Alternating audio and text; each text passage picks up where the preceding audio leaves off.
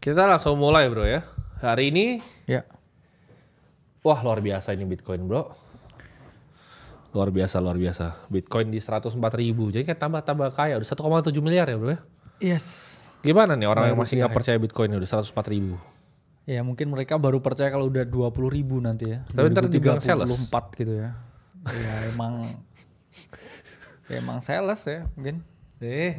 Bajunya itu. Bajunya sales kok. Itu kan emang SOP-nya harus pakai kaos kan bro? Iya Kerja. bener. Kalau sales tuh kerja harus pakai kaos. Ini gue jadi sales bro. Iya. Lanyardnya mana nih lanyardnya? Harusnya ada lanyard Harusnya Satoshi ada. kan. Benar. Bahkan patungnya tuh gue bikin di rumah gue bro. Kalau orang kan bisa punya rumahnya patung-patung yang lain bro. Iya. Ornamen yang lain. Kayak bapak gue itu kan di rumahnya dulu ada ornamen yang lain kan. Iya. Kalau gue nggak masuk set patung Satoshi langsung. Jadi itu pertama di Indo, patung Satoshi pertama di Indonesia di rumah gue. Kalau negara-negara lain kan dibikin sama negaranya bro, kayak belasan ribu kan. Gue juga bikin, ya lebih sih gue dari belasan ribu bikin. Jadi itu patung Satoshi Nakamoto pertama di Indonesia. Ya, nanti beberapa yang kemarin kontrarian yang kita udah ngomong di webinar kita ajak bro lihat patung Satoshi ya. Iya. Jadi gimana bro 104.000 ini? Apakah ini masih naik terus? Karena kemarin udah mulai nih bro, banyak nih bro. Kayak apa? Bahkan beberapa partner gue di Holy Wings juga udah mulai FOMO. Yes. Masih bisa beli nggak bang? Sama kayak mereka ke kalian. Oke. Masih pertanyaan itu masih bisa beli nggak nih? Oke. Ya.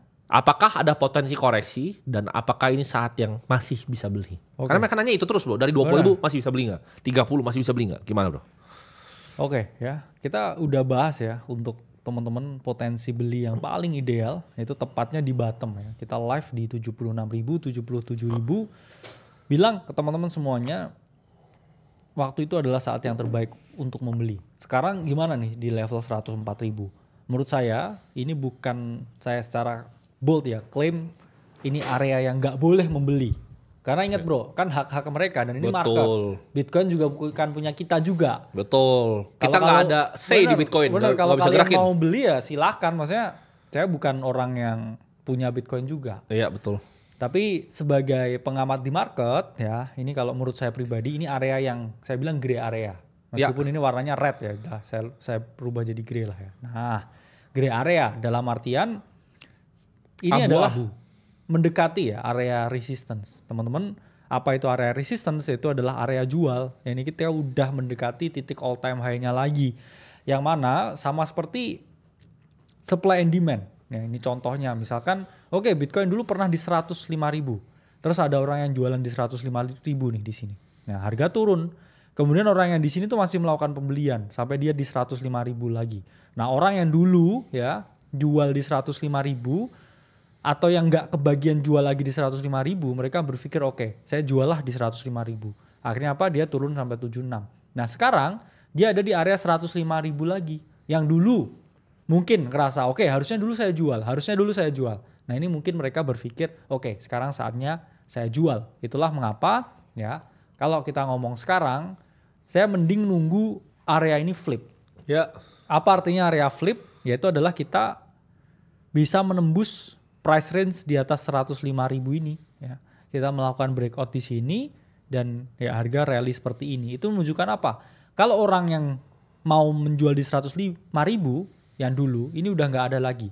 Akhirnya mereka membiarkan orang yang di sini membeli, kemudian harga mengalami kenaikan. Ya. Terus orang yang melihat harganya tambah naik ya seperti mungkin teman-temannya Bro Timothy tadi, akhirnya oke lah saya beli lagi di sini ya. Kemudian mereka FOMO lagi, mereka beli lagi di sini hingga harga lebih tinggi lagi naiknya ya.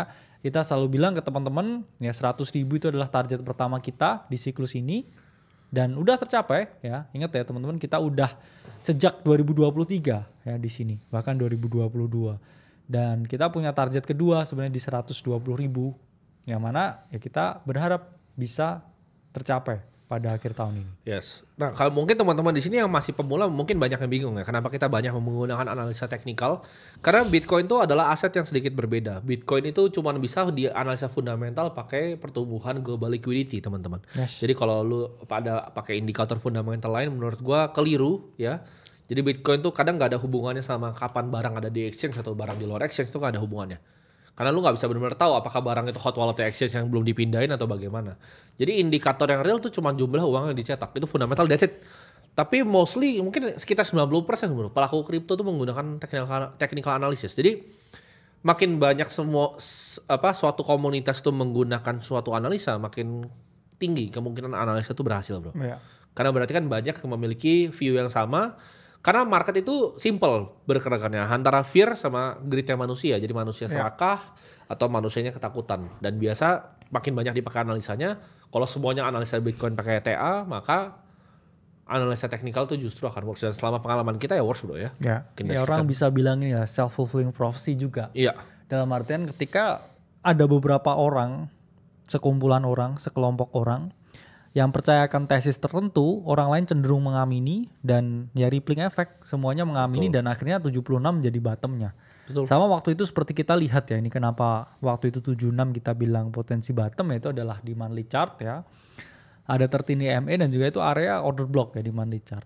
Ada beberapa orang juga yang menganalisa seperti saya dan melakukan pembelian di sini, size-nya lebih besar. Ya. Orang lain melihat ini, size-nya di sini mengalami kenaikan, orang lain beli lagi dan akhirnya mereka FOMO hingga harga mendekati ATH sekarang. Jadi karena 1-2 orang yang berpikir bahwa ini bottom, itu bisa triggering the bottom untuk semua orang. Ya, betul. Sehingga orang bisa. Ini pun juga sama ya, sekarang di resistance ya kita ngomong area abu-abu.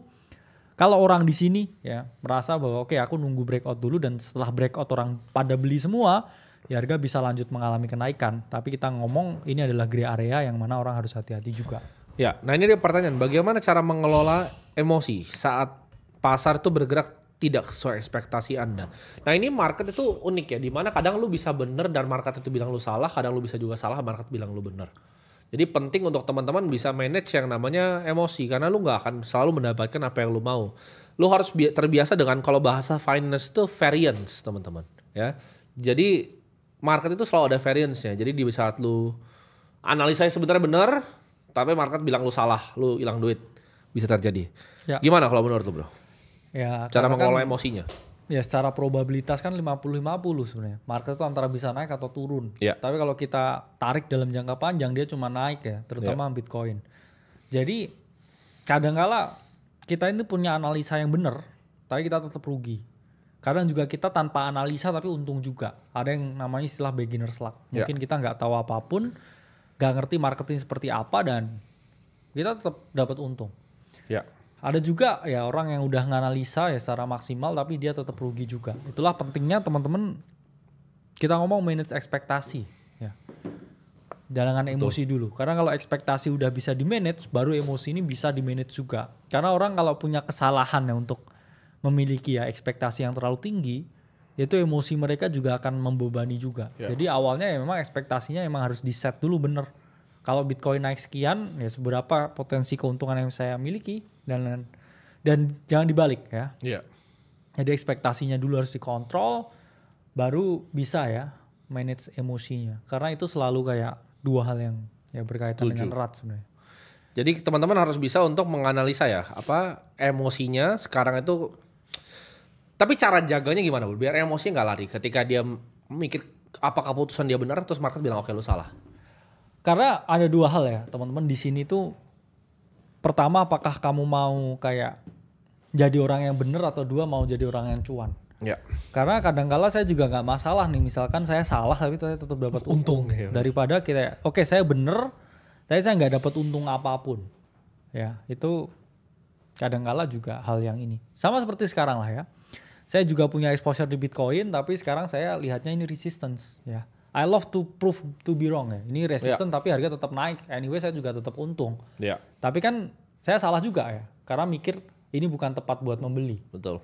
Tapi ya bukan berarti nggak mau duit. Nggak mau duit juga ya. Makanya penting saya punya ekspektasi. Makanya saya sekian persen dari harta saya masukin Bitcoin. Jadi nanti kalau dia tetap naik atau turun saya tetap bisa punya exposure ya. Turun pun saya juga nggak terlalu yang panik ya, tapi kalau naik saya juga tetap untung anyway. Jadi teman-teman harus punya mindset begitu.